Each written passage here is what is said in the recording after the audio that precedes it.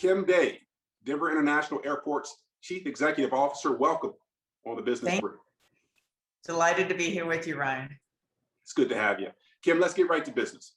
The return of air travel, leisure travel, business travel, international travel is of great interest and has lots of implications for our economy, the airport operations directly, as well as the airlines and hundreds of vendors that provide services.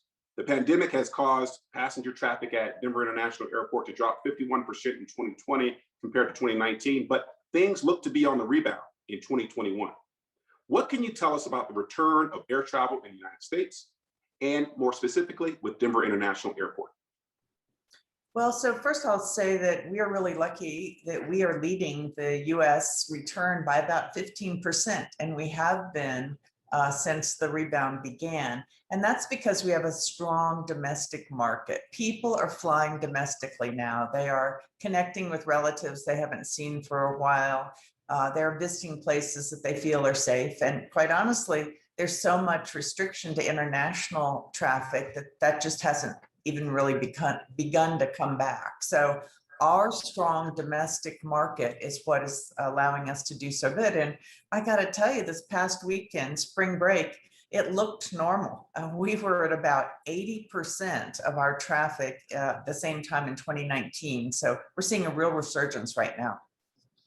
Well, that's great to hear. Now, how about business travel? You touched on that briefly. Look, I'm a business traveler. I don't just do the 9 News Business Brief. I'm an entrepreneur as well, Kim, and I typically, and I'm giving year travel pretty frequently. I haven't so much over the past year, planning to travel more in the year ahead. But there was a February New York Times article that recently said the 2 essential moneymakers for airlines are corporate and international travel, and neither are likely to really come back strong over the next year, according to this article. Add on to that, we're living in the age of Zoom meetings and increased remote work. Do you see the business traveler and international travel returning or surpassing its pre-pandemic levels anytime soon? So let me say that, international travel, there are a lot of industry organizations and airlines and countries right now working on some sort of a health pass that would be on your phone. That should open up international travel. And we're all hopeful that that will be in place by, let's say, fall of this year.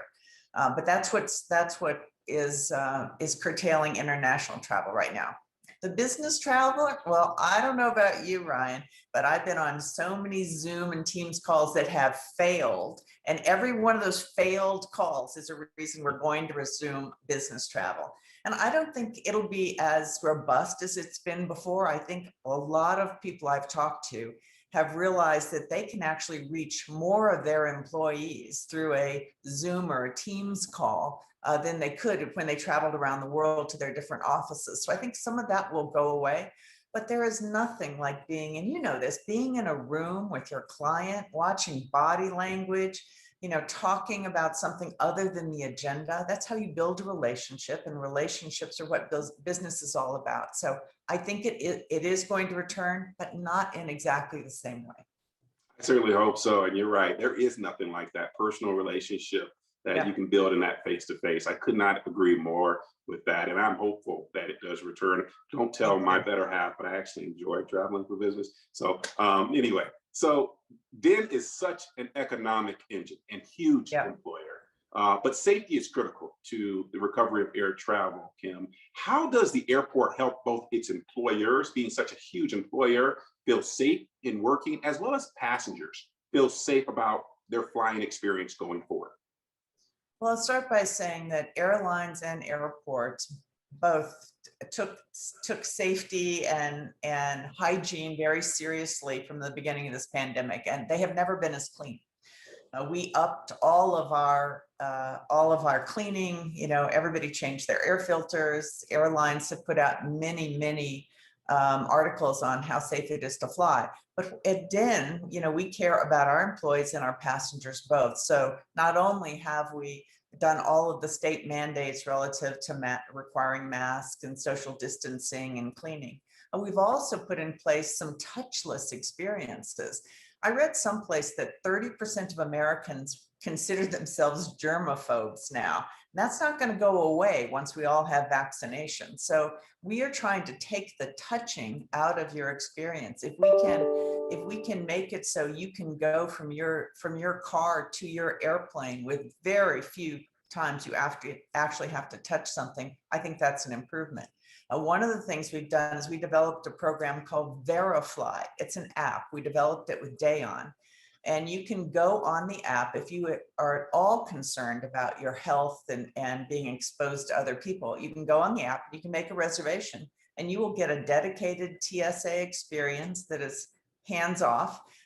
Even the entry, they don't take they don't take your boarding pass. It's all hands free. They take your temperature, and you actually get to ride in a train car from the terminal to the concourse that is reserved just for people in this program. And so we limit the capacity, and it's been amazingly successful. And the approval, the feedback we've gotten from it is just, it's over 90% of the people that used it enjoyed the experience. So that's the type of thing we've been doing. And you'll see more things come into play in the next few years that are more hands-off. So we're using biometrics or using QR codes or other things. Another program I'll just throw in here is we now can deliver food to you at your gate. We have a program called Eats Delivered. Again, it's on an app, and you sit in your gate and you can order food. You can order a newspaper, some limited items like neck pillows. You pay for it on your phone, so you never touch anything. You don't have to stand in line with other people. And it's about a 30-minute delivery time. That's been wildly successful too. So the more of those things we can do, the safer I think people will feel at the airport. And I think the tech industry is headed in that direction. I had Franny Matthews on from the Colorado Technology Association on to talk about the Consumer Electronics Show 2021, which was all about touchless technology. So I think that is going to be a huge part of all of our futures, pandemic or not. Yeah. Kim, I want to take a minute and touch on kind of a personal note. It's Women's History Month, and we want to thank you for your contributions you're making. You are making history, leading one of the busiest airports in the world. It's a big deal. Where do you get your motivation, your inspiration from each day? So I think there are two things. One is I love my job. I love this airport. I love what we're doing, our mission. So that inspires me. But more than that is the people I get to work with. I have an amazing group of people at the airport that I work with on a daily basis, and I get to interface with people like Mayor Hancock, our airline partners. I love that. I get a lot of energy out of the people that I talk to and I work with. And quite honestly, that makes me better because I learn from all of them every day. To me, every day I learn something new. And it's not from reading something on the web. It's from people I talk to and sharing ideas and experiences with them. Kim Day with Denver International Airport. Thank you for joining us. The best wishes to you, the team, the airport, all your airlines and customers.